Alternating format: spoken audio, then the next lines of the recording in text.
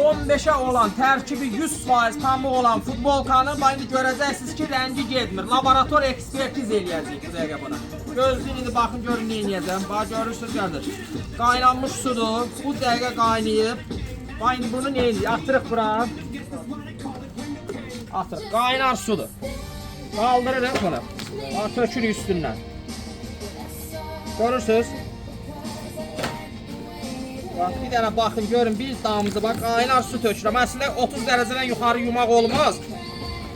Bu qaynayır, bilirsiniz ki, 100 dərəcədə qaynayır da su.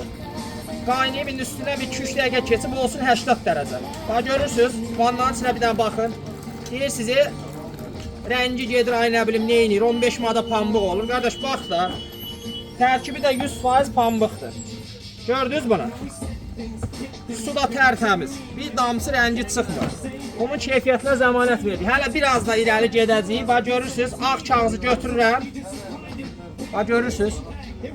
Qəti rəngi çıxmır, tərkibi də 100% pambıqdır. Tərkib hissəsi də burada qeyd olunub içində. Bunların hamısı bunun çeşidləridir.